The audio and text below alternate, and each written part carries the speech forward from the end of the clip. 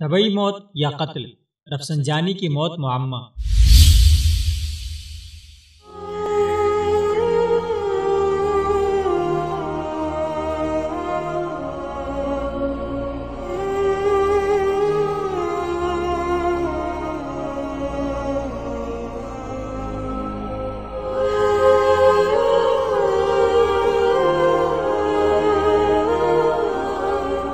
سابق ایرانی صدر علی اکبر رفسنجانی کو 10 جنوری کو ایرانی دارالحکومت تہران میں نظریہ ولایت فقیہ اور ایرانی انقلاب کے بانی روح اللہ خمینی کے پہلو میں دفن کر دیا گیا ہے۔ رفسنجانی کے جنازے کے موقع پر مختلف بدنظمیاں دیکھنے میں آئیں۔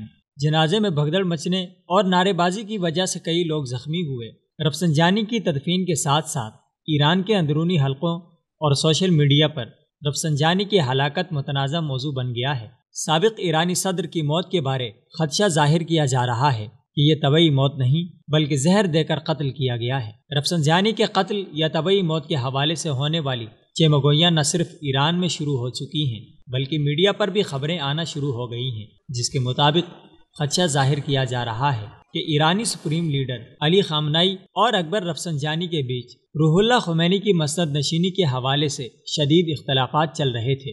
علی خامنائی اسی وجہ سے اندرون خانہ رفسنجانی اور ان کے رفقا سے سخت نالاں نظر آتا تھا۔ ایران میں متحرک سماجی کارکن روح اللہ زم نے الزام عائد کیا ہے کہ علی اکبر رفسنجانی کی اچانک موت طبعی نہیں بلکہ یہ قاتلانہ موت ہے۔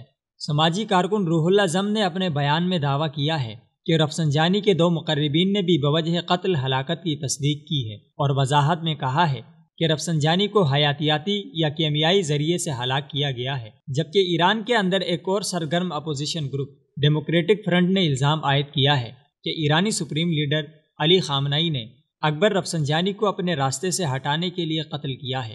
رفسنجانی کی پراسرار اور اچانک ہلاکت نے ایرانی حلقوں کو سخت تشویش میں مبتلا کر دیا ہے، کیونکہ علی خامنائی جانتا تھا کہ اس کے بعد ایرانی مرشد اعلیٰ کے منصب پر علی اکبر رفسنجانی کے سوا کسی دوسرے فرد کا آنا ممکن نہیں تھا، جبکہ علی خامنائی اپنے بعد اپنے عزیز و اقارب میں سے کسی کو روح اللہ خمینی کی مسند کا جانشین بنانا چاہتا تھا۔ اسی ضمن میں علی خامنائی نے رفسنجانی کی وفات کے بعد اس کی جانشینی کے لیے بھی اپنے مقرب خاص کو ترجیح دی ہے۔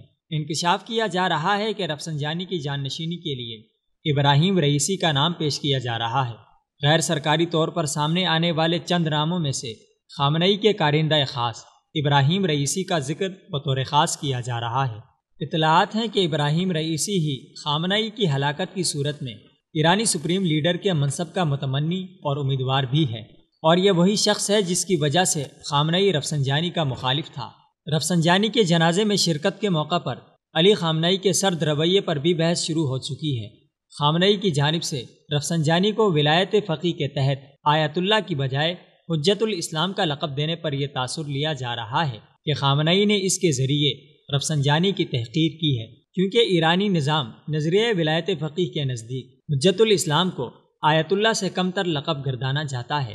ایرانی سابق صدر کے قتل کی خبروں کی گردش کے بعد دنیا بھر میں موجود بالخصوص پاکستانی شیعوں کو سوچنا چاہیے کہ جو ایران اپنے محسنین سے مخلص نہیں ہے وہ تمہارا کسی بھی صورت مخلص یا ہمدرد نہیں ہو سکتا۔ یہ عبرت کا سامان ہے اگر کوئی دیکھنے والا ہو۔